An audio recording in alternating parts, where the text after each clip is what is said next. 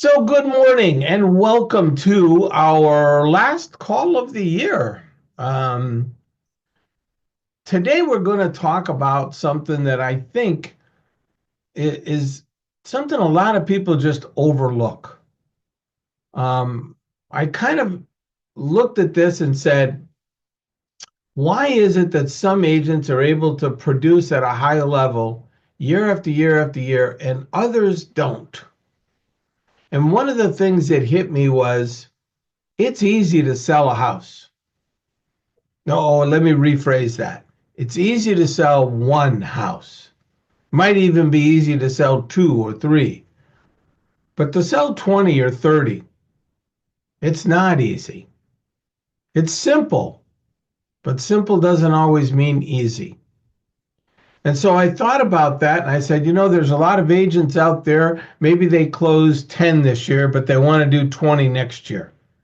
And I say to them, okay, well, what are you going to change? And they're not changing anything. Well, then, if you don't change anything, you're going to be dependent on whatever the market gives you. If the market goes up, maybe you'll do a little more. If the market doesn't go up, maybe you won't. But if you look at the last few years, the market has been absolutely crazy. Record numbers.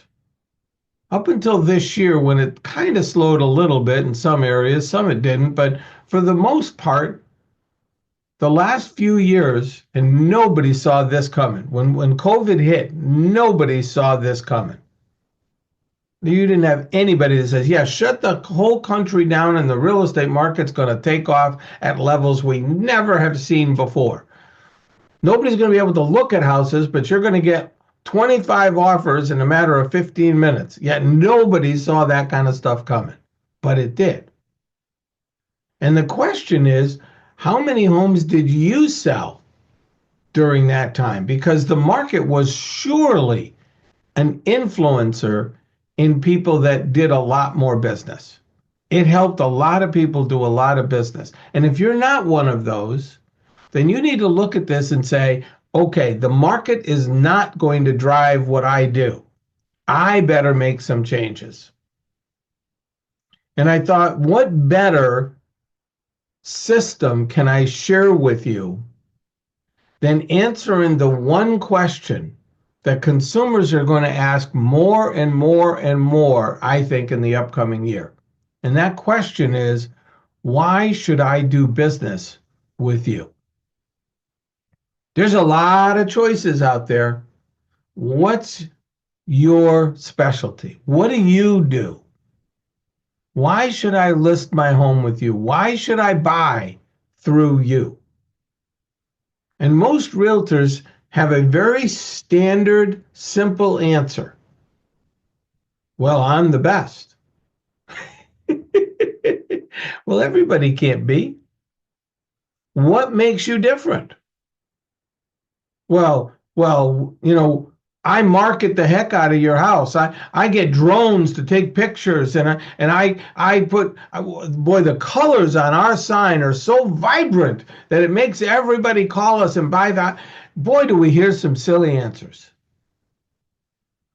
The truth of the matter is that most realtors do things the same way. You list a house, you put it in MLS, you put up a sign, probably a lockbox, you promise them an open house or two, and then you hope it's going to sell. And when it doesn't sell, you blame the seller for pricing it too high, even though you're the one that gave them the price. That's what a lot of realtors do. And that's what the consumer has grown accustomed to. They don't know how to separate us because we're all doing the same thing. Many years ago, I decided I didn't want to do the same thing. I wasn't the same. But I needed to come up with some ways that would separate me. I don't even remember who told me this. I'm going to guess it probably was one of Floyd's guys. But somebody once told me if you can take your name off of an ad and put somebody else's name on the ad, and it still works, then the ad doesn't work. So think about that. If you looked at somebody else's ad, took their name off, put yours on it, the ad doesn't work. And what I mean by that is this. If it doesn't matter what name is there, then the ad does nothing for you. It doesn't drive any traffic to you. It might drive traffic, but it doesn't drive it to you. And that's the goal. So I decided I wanted to be different. I wanted to do things different. I wanted to come up with a system that was different. See, if you think about what most realtors do, put up a sign, lockbox, open houses, those are all passive methods of selling. I put up a sign, I hope somebody's going to call me. I run an ad, I hope somebody's going to call me. I do an open house, I hope somebody's going to show up. Those are all passive methods.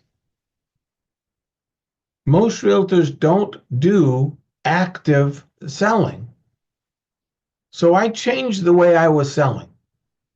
And what I started doing was I spent a lot more time networking with people. I spent a lot of time networking with really good buyer agents and created this, my own little team, if you would, but they weren't necessarily agents in my office.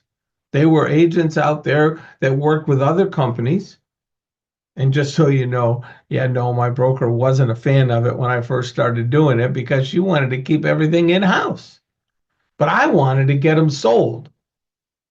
And I knew that I needed to kind of spread my wings if I was going to do that. So I started that kind of a network. And I would say that when I sat down with sellers, I would say to the seller, listen, if you've already done some interviews, I can pretty much tell you what they've already said to you. They've told you they're going to put up a sign, put on a lockbox, probably do a couple open houses, maybe even hire a drone to do some photography and all that other stuff. And then they're going to hope it's going to sell. That's not how I work. If we decide to work together, the first thing I do is I reach out to my buyer agent network and I start talking to them about your property. I don't wait for them to call me. I call them. And I mean, I call them. I don't email. I don't text. I call them. A whole lot tougher to say no when it's in person, but the next best thing is the phone call. So I call them and I talk to them and I ask, who do you have for a property like this? And then I know it's going to come to surprise to you, but many times they will say, well, actually, I am working with somebody that's in that price range. Great. I can get you in there. If that doesn't work, I actually start looking at properties that have gone under agreement. Now, you might say to yourself, well, why would you do that?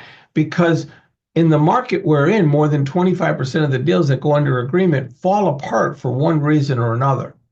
And when they do, sometimes those people need to find a property quickly or they lose the other deal that they had. You know, buyer bails out of a house, and that seller is going to now need to get theirs sold so they can go buy what they wanted. I want to call that agent and say, hey, I know the property you got's under agreement, but I wanted to let you know about this. And you wouldn't believe it, but it just happened too many times for it to be a coincidence. I would hear from the other agent, how did you know my deal was falling apart? And the truth was, I didn't know. But I was taking an active role. What separates you? Why should I list with you? What makes you different? If you can't answer that question, then you're like everybody else, and there's nothing that's going to ever separate you, including what you can charge. You can't charge a premium commission if you don't provide premium type service. Well, you can, but you're going to lose a lot of those. What about the buyer side? What separates you? What are most agents doing out there right now?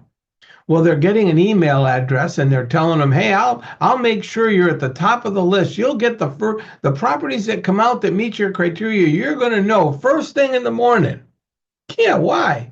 Because they got loaded into MLS yesterday and they show up on the hot sheet for tomorrow morning. And guess what? The buyer's already seen those. I don't know if you've realized it or not, but most buyers, they're on Zillow and Realtor.com 5, 6 times a day when they need to buy a house. They're looking at those kinds of systems more than you are. So, can you really help them to find a house by just depending on MLS? No. You've got to do something else. Why should I buy a home through you? What makes you different? I don't need you to go through Zillow for me. I don't need you to go through Realtor.com. I can do that. Well, you need me to negotiate. Yeah, maybe. Maybe I do. But here's what I know for sure. I do need you to help me find homes that are not in Zillow, that are not in Realtor.com. What do you do to find those? What are you doing that separates you from the pack?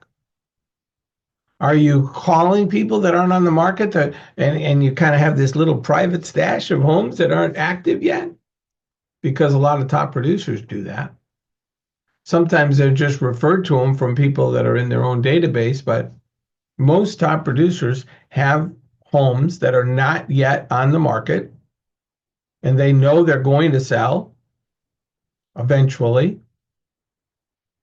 What about you as a buyer agent? What about you calling those listing agents up and saying, "Hey, I've got this buyer. They're looking for this. We've been looking on Zillow. There's nothing out there. What do you have coming? Is there anything maybe that you're going to put on the market right after the holidays that we could get into?" "Oh, Mike, you're talking about coming soon stuff." No, I'm not. Because coming soon doesn't allow you to go in till the date of the coming soon being over. These are properties that most top agents know people that will sell their house under the right circumstances. And if you happen to call them and describe one of those type of properties, next thing you know, you might be putting a deal together. What separates you? Now, I've just given you a couple of examples on the list side and on the buy side, but what separates you as an answer? You've got to ask yourself that question, and you've got to be able to answer it. And if you can't answer it, you might be one of those agents that closes, 3, 4, 5, 6 deals like the average realtor does. But when you want to start closing 20, 30, 40 deals or more, you better figure out a way to separate yourself. You better figure out a way to answer the question, why should I do business with you? The one thing this lawsuit, and they're still coming, the one thing it has done, it has put realtors on notice. You better be able to prove why you're worth your money. Before, you didn't have to prove it. They just assumed numbers were, that's just a normal number. And buyers just assumed that the listing company was going to get it taken care of, or the seller was going to pay it. Those assumptions are going away. And it's going to get worse before it gets better. You better be able to answer the question, why should I do business with you? If you want to have your best year ever, change what you're doing to separate yourself from the pack. Rebrand yourself as the person that doesn't do business like everybody else does. And as a result, you'll do more business. And by the way, you'll do it in less time because you'll be more drawn to people who need you rather than just want you. And when you deal with people who need you, it's a whole different ballgame. I hope you picked up a tip or two. As always, wish you were here. Maybe next time, maybe next year. In the meantime, if you do need me, you can always go to the website, www.mikefidler.com, and just click in that free consultation. I'd be happy to give you 30 minutes of coaching free, and you can see what it's all about. I can tell you a lot of the agents that I've been coaching did have their best year this year, and they're looking forward to doing it again next year. I'd love it if you were one of them. Meantime, you have a great holiday, and we will see you on the flip side. I'm going to turn off the recording and let these guys ask some questions. See you for now.